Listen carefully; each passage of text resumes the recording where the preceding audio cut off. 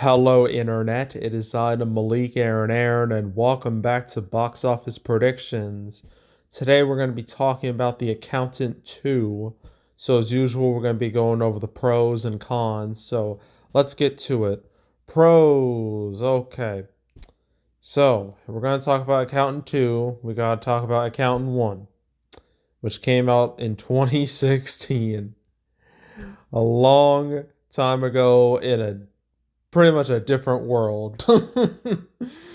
um, and so when this movie was coming out, people were just like initially thought, oh, it's just like an action movie or whatever. But then they realized that Ben Affleck's character, main character, he happens to be autistic, and people were just like, okay, that's different. That's something we haven't really seen before. So it helped the movie stand out.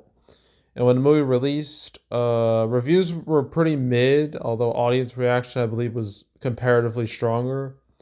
And the movie did quite all right for itself financially, with like 24 million, over made 86 million domestically, 152 million worldwide on a budget of 40 million. Nice solid hit. And apparently on streaming, it's done very well there too. So that helps. So yeah, financially speaking, a sequel makes sense. Don't know why it took like almost 10 years to come out, but yeah, a sequel makes sense from a financial standpoint because The Accountant was successful. So I'll label that as a pro. Another pro, our cast here. We gotta talk about our two main guys, Affleck and Berthnall, basically Batman and Punisher in in the same movie. So let's talk about Ben Affleck first. So Ben Affleck, he's been around for a long while. He first like made a name for himself like in the 90s where you had Good Will Hunting where like he starred alongside Matt Damon. The two of them wrote the movie, actually won an Oscar for writing the movie. There's Armageddon, which was like the biggest movie in 1998. There's Shakespeare in Love, which was a big hit. I believe that was a big Oscar movie. Yeah, I'm pretty sure it was. And then after that, it's kind of meh. Pearl Harbor was a big hit. Some of All Fears did solid business. Daredevil did okay-ish. But then Geely happened, and yeah, I don't think I need to describe that one. That movie's historically bad. An historic flop too, making only $7 million on a budget of like God, how much? But 54 million? Yeah, just pure absolute disaster. And yeah, 2003 was just not a year to be Ben Affleck. It really wasn't. And then his career just kind of like fizzled for a time. Like it was basically just dead in the water. But over time, he was able to, you know, redeem himself on the big screen, make people forget about Geely. With movies like The Town and Argo, both of which he directed. And Argo, he actually won Best Picture. So, yeah, definitely helped his cred. And then Gone Girl in 2014, that was a big hit. And then this is before that. He got cast as Batman, which at the time was a controversial decision. But then people saw him like in the bat suit and were like, okay, this might work out. And then Batman v Superman came out, and yeah, the movie's not great, but it's not Ben Affleck's fault. I say he made for a solid Batman, but the movie, it made money, but didn't make the amount of money people thought it would. Especially not Warner Brothers. They, damn well they wanted $1 billion movie, and it just didn't happen here because it was word of mouth was so kind of toxic, and it just caused the movie to just crash completely. And then Suicide Squad, he basically had a cameo appearance in that movie, so I'm not going to talk about Suicide Squad like at all. Yeah, then you had The Accountant, which was a hit. Live by Night was a big old bomb he directed. And then Justice League was just well documented catastrophe. Then he took a break from movies because he was in a lot of personal problems. And then on the big screen, with came out like The Way Back, which had to directly deal with COVID. So I'm not gonna be very harsh against that movie. I will be more harsh towards The Last Duel. That was a huge bomb, huge bomb. Then you got Air, which didn't do great in theaters, but when it comes to Amazon, like that really wasn't like the main thing. The thing is, I guess box office wasn't too important to them, so I guess it doesn't really matter in the grand scheme of things. But it still didn't do great. Then Hypnotic, that just kind of released and just came and went. Hero of Accountant 2. So Ben Affleck, people know who he is. He has hits under his belt, but he has flops under his belt too. But people know who he is. So you got Ben Affleck here, and they got John Bernthal, Mr. Punisher. um, Marvel's Punisher. I guess MCU Punisher at this point, more or less. His Punisher is kind of outside the MCU bubble just a bit. So it's kind of well, I guess that might not last too much longer, but he's the MCU's Punisher. That's what he's mainly known for. But in the movie world, he's very much like a supporting player in a lot of these movies.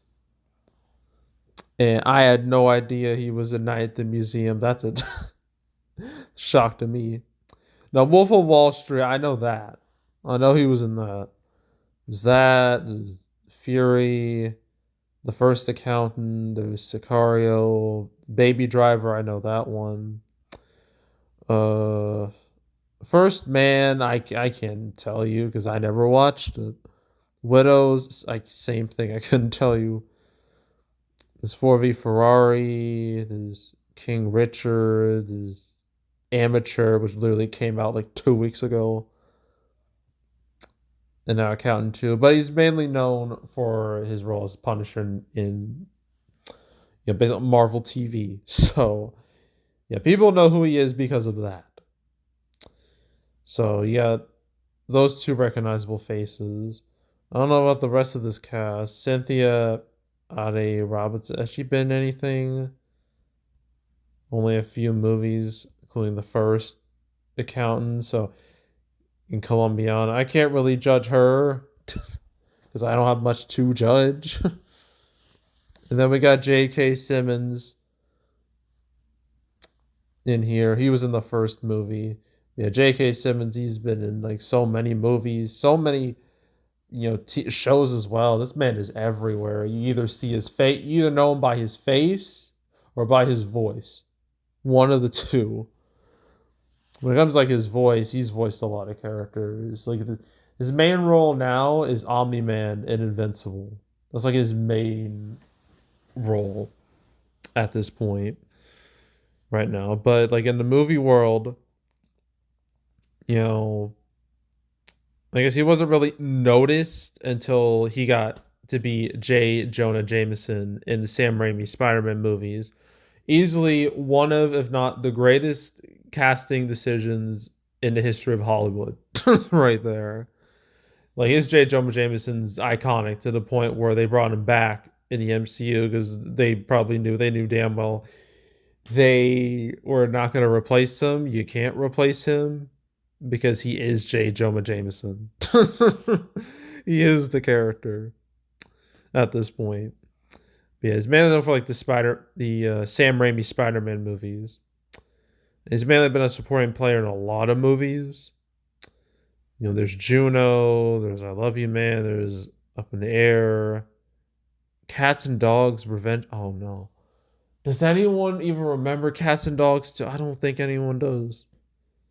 The Contraband. But he's mainly known for Spider-Man, but he's also known for Whiplash. Terrence Fletcher. A role where he was a fucking horrible person. Just a shithead, you know, teacher, I guess, like a shithead, instructor. But there was one could argue there was a bit of method to his madness, which is kind of sad to think about if you've seen the movie. But his role got him an Oscar, a well-deserved Oscar, because he fucking crushed it. And Whiplash is one of the most acclaimed movies of the 2010s. So yeah, there's Terminator Genesis. That's how I read it. Genesis wasn't really a it wasn't really a hit domestically. He did better internationally. Then he voiced in Kung Fu Panda 3 and Zootopia. He was in La La Land, Patriots Day. But no one really watched Patriots Day. Justice League is Commissioner Gordon, which, look, as much as I love J.K. Simmons, I don't think Commissioner Gordon was like, I don't think that was it. I don't think that was, I don't think he fit as a James Gordon. I don't think it worked out. Even though he was only in one movie, it just didn't feel right. I don't know. And then you got Far From Home, and then No Way Home. This is Ghostbusters Afterlife as well. And then Red One last year, and then now we're here. So yeah. So the cast, we got some recognizable faces in here. That's a pro. Another pro is that reviews for this movie are quite good, actually. They're a big step up from the first movie.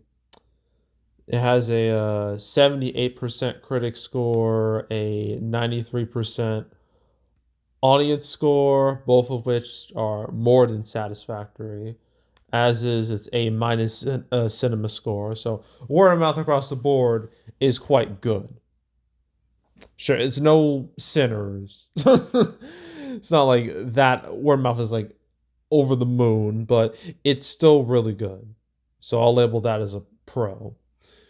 Another pro I can think of is I guess his preview numbers aren't bad. I mean, 2.5 million for a movie like this, it's not terrible. I mean, it's better than A Working Man. That was like 1.1 million.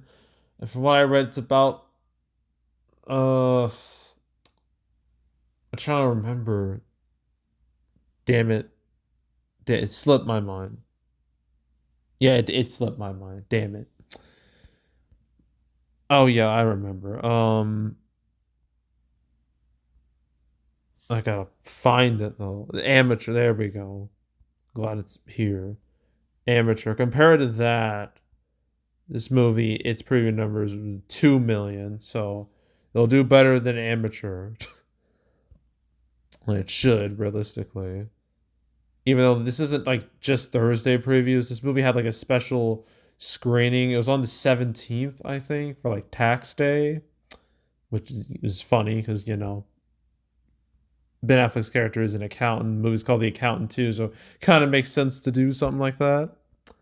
Yeah, 2.5 million previews. That's not a bad result. So I'll label that as a pro. Okay, cons. Big con is the big old gap of time between the first movie and this. If you look at the dates, it's a good 8.5 year gap. That is a long time for a sequel. Historically, ideally, it needs to be like between 2 to 3 years. That way, the movie is still kind of fresh in the audience's mind. If you wait any longer, then you're taking a risk. Now, so as we've seen last year, sometimes a long wait time won't hurt a movie at all. I mean, look at Beetlejuice. Beetlejuice. That was like what, a 36 year gap, I think. Yeah, yeah, 36 year gap. Open with $100 million. Like Twister to Twisters, it was like a 28 year gap or something like, yeah, 28. Yeah, 28 year gap. Open with 80 million. Top Gun Maverick. First movie came out like in 88. Sequel came out in 2022. Opened over 100 million. So sometimes, a long gap of time doesn't mean a damn thing. But it depends on what the movie is, though. See, like Beetlejuice. Okay, Beetlejuice wasn't like a huge hit, but it got like a massive cult following. And but Twister and The original Top Gun, those were like blockbuster hits like back then. And even like some like compared some more modern, like say last year you have Inside Out 2 coming out 9 years after the original, or Moana 2 coming out 8 years after the original. The originals were already blockbusters. Well, The Accountant, I mean, it was a hit, but it wasn't like a huge hit or anything like that. So I feel like waiting so long to make a sequel is just a lot more risky. So yeah, that 8.5 year gap between like the from installment to installment, I'll label that as a con. Another con is that this weekend is pretty busy actually when it comes to movies. I mean, Until Dawn, that's looking like a flop. Legend of Ochi, same thing. But this movie has some unexpected competition via Star Wars because the Revenge of the Sith re-release has been doing really well to the point where it may upset, it may be a big upset. It might beat this movie at the box office. But Sinners will still be number one. That won't change. But yeah, but this movie has to deal with Sinners, has to deal with Star Wars, Revenge of the Sith. And next week, you got to deal with Thunderbolts. That's three movies that will likely eat into this movie's audience. So, dealing with those three movies is a problem. So, that's a con. And I think that's it, really. Yeah. Yeah. So, opening weekend, this is projected to hit, I think, 23 million. So, about on par with the first movie, which isn't a terrible result considering the 8.5 year gap. It could be a lot worse. But I'm gonna go somewhere between 20 to 25 million, probably on the higher end. And its final total, I guessing its legs will be worse slightly. So I'm gonna say between 60 to 70 million. Which, considering the movie costs like 80 million, that's not ideal. So this movie really needs to do some business overseas to save itself. But yeah, so that's The Accountant 2. We got three more movies to discuss. I'm not gonna do Cheech and Chong's last movie. I'm just not. I'll mention it in my recap video if anything like serious happens to it, but I just decided not to do it. But yeah, Revenge of the Sith re-release, Legend of Ochi. I have to do that first.